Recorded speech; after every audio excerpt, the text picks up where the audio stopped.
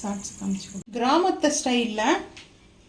கிராமத்து ஸ்டைலில் சிக்கன் வந்து கிரேவி செய்யலாம். கிரேவி செய்யறதுக்கு வந்து பார்த்தீங்கன்னா சிக்கனை வந்து வாஷ் பண்ணி எடுத்துருக்கேன். கல் உப்பும் மஞ்சத்தூளும் போட்டு வாஷ் பண்ணி எடுத்துருக்கேன்.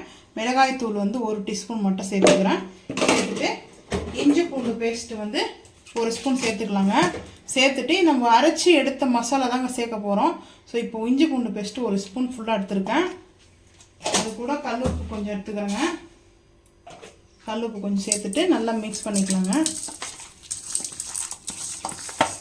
மசாலா போட்டாச்சுங்க. ஒரு அரை மணி நேரம் வந்து பார்த்தீங்கன்னா மேக்னெட் ஆகட்டும். ஒரு ½ அன் ஹவர் மேக்னெட் ஆனதுக்கப்புறம் மண்சட்டி வச்சு கிராமத்து ஸ்டைல் செய்து பார்க்கலாம் வாங்க.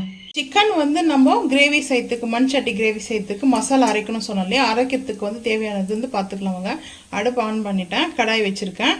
இப்போ ஆயில் வந்து சேர்த்துக்கலாம். ஆயில் சேர்த்தாச்சு. ஆயில் சேர்த்துட்டு தேங்காய் வந்து சேர்த்துக்கிறேன். தேங்காய் வந்து பார்த்தீங்கன்னா மீடியமாக சேர்த்துக்கிறேன், ரொம்ப சேர்த்துக்கல.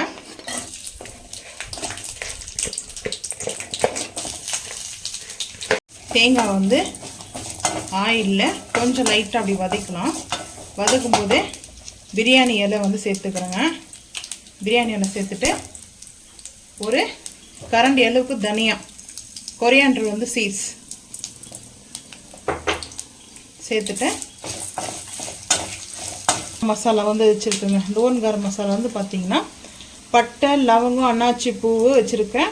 மராட்டி மொக்கு, மிளகு, லவங்கம், சீரகம், சோம்பு, ஏலக்காய், கல்பாசி வச்சுருக்கேன். கல்பாசி மட்டும் கொஞ்சம் தாளிக்கிறதுக்கு வச்சுட்டு அப்படியே வந்து சேர்த்துருப்பேன். இது கொஞ்சம் தாளிப்புக்கு கல்பாசி வச்சுருக்கேன். கல்பாசி கொஞ்சம் சேர்த்தாச்சு இதில். இப்போ நல்லா இந்த மசாலாவை வதங்கும் போது காஞ்சி மிளகாய் கொஞ்சம் சேர்த்துக்கலாங்க. இது கொஞ்சம் சிம்மில் வச்சுருக்கேன், வதங்கட்டும். வதங்கும் போது காஞ்சி மிளகாய் ஆட் பண்ணிக்கலாம். கொஞ்சம் காரசாரமாக இருக்கிறதுக்கு காஞ்சி மிளகாய் சேர்த்துருக்கேன். மிளகாத்தூள் வந்து சேர்த்து தான் நம்ம வந்து பார்த்திங்கன்னா காஷ்மீர் மிளகாய் பவுடர் வந்து சேர்த்து சிக்கனில் மேக்னேட் பண்ணியிருக்கோங்க. ஸோ அவ்வளோதான்.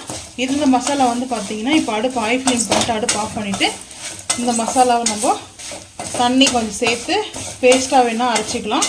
இல்லை கொரன்னு பவுட்ரு மாதிரியும் அரைச்சி எடுத்துகிட்டு வந்துடலாம். பல்ப் மோடில் வந்து அரைச்சி சேர்த்துனா இன்னும் சூப்பராக இருக்குங்க. இது ஆனதுக்கப்புறம் அரைச்சிக்கலாம் வாங்க. இப்போ மண்சட்டி அடுப்பு ஆன் பண்ணி மண்சட்டி வச்சுருக்கேன். ஆயில் வந்து சேர்த்துக்கலாம். ஆயில் வந்து கொஞ்சம் கூட தான் இருக்கணும்.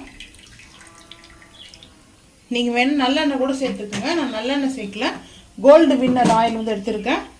இப்போ கல்பாசி சேர்த்துக்கலாம். கொஞ்சமாக கல்பாசி எடுத்து வச்சுருந்தோம்லே அதை சேர்த்துட்டு ஆனியன் வந்து சேர்த்துக்கலாங்க. எண்ணெய் ஹீட் ஆகட்டும், அதுக்குள்ளே ஆனியன் சேர்த்துக்கிறேன். வெங்காயம் வந்து பொரிஞ்சிட்டு இருக்குது, வந்து பார்த்திங்கன்னா வதங்கிட்டு இருக்குது. இப்போ கருவேப்பிலை சேர்த்துக்கலாங்க. சேர்த்துட்டு நல்லா அந்த கருவேப்பிலை ஆயிலில் சேர்ந்தால் வாசனை கம்மன்னு இருக்கும்.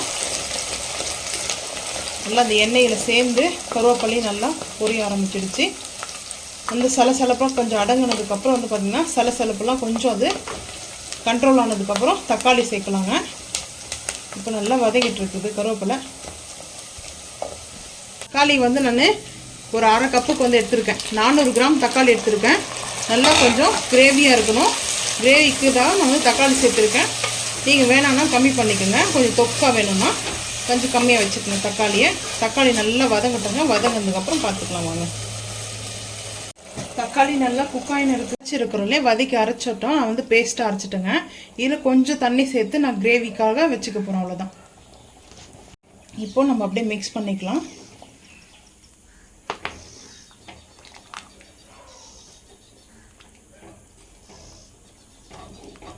நல்லா மிக்ஸ் பண்ணிவிட்டு நல்லா குக் ஆகட்டுங்க. குக் ஆனதுக்கப்புறம் பார்த்துக்கலாம் வாங்க. அப்பப்போ மிக்ஸ் பண்ணி விடுங்க, ஓப்பன் பண்ணி. ஒரு நாட்டுக்கோழி மாதிரி பார்த்திங்கன்னா இந்த வெள்ளைக்கோழி கறியோடைய குழம்பு வந்து பார்த்திங்கன்னா அடுப்பு ஆஃப் பண்ணிட்டும் வந்து கொதிச்சிட்ருக்குது.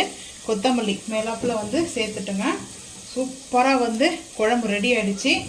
கொஞ்சம் நம்மளுக்கு கிரேவியாக அரைச்சிருக்கேன். நீங்கள் வேணும்னா வந்து பார்த்திங்கன்னா கொஞ்சம் தண்ணியாக இல்லாமல் கொஞ்சம் கிரேவியாக இல்லாமல் நீங்கள் சுக்கா மாதிரி கூட பண்ணிக்கங்க.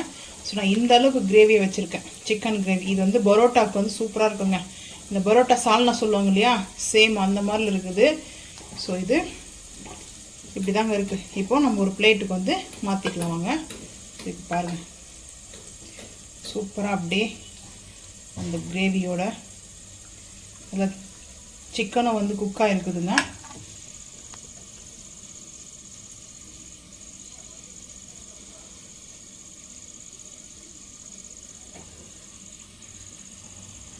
அவ்வளோ டேஸ்ட்டாக வந்து அருமையாக இருக்குது. நீங்களும் வந்து பார்த்தீங்கன்னா செஞ்சு சாப்பிடுங்க. இது வந்து பரோட்டாவுக்கு அவ்வளோ சூப்பராக இருக்குங்க. உங்களுக்கு பிடிச்சிருந்துச்சின்னா மறக்காமல் இந்த வீடியோ பார்த்துட்டு நீங்களும் செஞ்சு சாப்பிட்டு கமெண்ட் பண்ணுங்கள். இங்கே பாருங்கள், நல்லா ஹீட்டாக இருக்குது. இன்னும் கொஞ்சம் நேரம் நம்ம நல்லா குக் பண்ணோம்னா இந்த வாட்டர்லாம் ஓரளவுக்கு திக்னஸ் ஆகிடும். உங்களுக்கு வேணுன்ற அளவுக்கு நீங்கள் லிக்விடாக வச்சுக்கோங்க. ஸோ எங்களுக்கு பரோட்டாக்காக நான் வச்சுருக்கேன். உங்களுக்கு இது போல் வீடியோ ரொம்ப பிடிச்சிருந்துச்சுன்னா மறக்காமல் வந்து லைக் பண்ணுங்கள், ஷேர் பண்ணுங்கள், சப்ஸ்கிரைப் பண்ணுங்கள், பெல் ஐக்கான் வந்து கிளிக் பண்ணுங்கள், மறக்காமல் வந்து ஃபாலோ பண்ணுங்கள். அப்போ தான் நம்ம போகிற வீடியோ உங்களுக்கு நோட்டிஃபிகேஷன் வரும். பாய்.